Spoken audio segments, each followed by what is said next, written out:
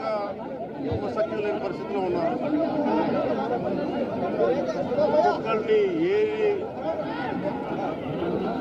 వాళ్ళ కొన్ని వాళ్ళు చెప్పినవి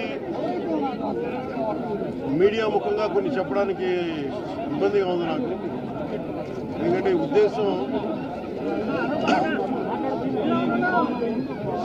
వాళ్ళ ఏ ధర్మాన్ని ఆచరిస్తారని చెప్పి చాలా కోల్డ్ బ్లడెడ్గా నిర్దాక్షిణ్యంగా చంపేశారు. అన్నీ నమ్మి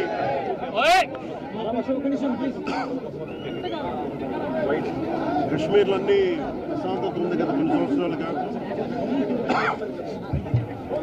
అన్నీ బాగుంటాయి అని చెప్పి వెళ్తే మేము తిరిగి ఇలా ఈ పరిస్థితుల్లోకి వాళ్ళు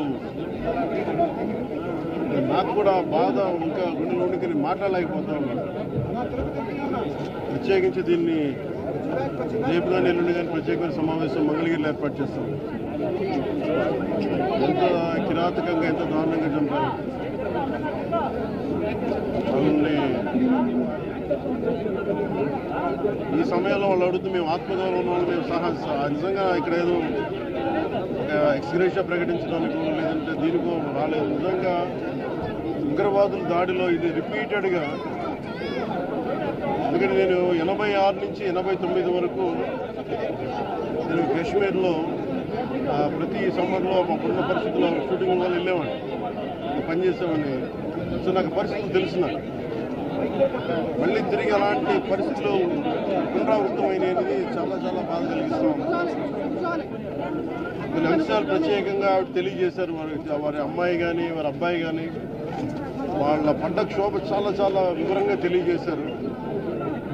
ఎంత సాడిస్టిక్గా, ఎంత మెథాడికల్గా, కోల్డ్ బ్లడెడ్గా చంపేశారు చెప్తుంటే అసలు కడుపులో బాధ ఉండలు చుట్టుకుపోతాం. అందుకని ప్రత్యేకించి ఈ సందర్భంలో కాదు, సమయం అవుతుంది అన్నాను. అందుకని ప్రత్యేకించి మళ్ళీ నేను మంగళగిరిలో మీడియా సమావేశం చేస్తాను. రేపు కూడా వైజాగ్ వెళ్తున్నాను. వెళ్ళి వాళ్ళని కనుక్కొని ఒకసారి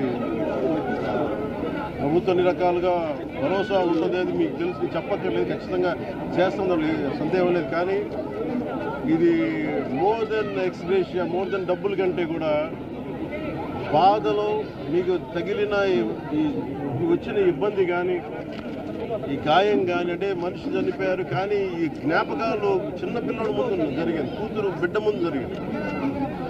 ఇది మటుకు ఇది భారతదేశం ఎప్పటికీ మర్చిపోలేదు. భారతదేశం ఎప్పటికీ మర్చిపోలేదు. ఉగ్రవాదులు ఎక్కడున్నా సరే నిర్దాక్షిణ్య ఏరియా. మన కనికిర ఎక్కువైపోయింది, మంచిదనం ఎక్కువైపోయింది.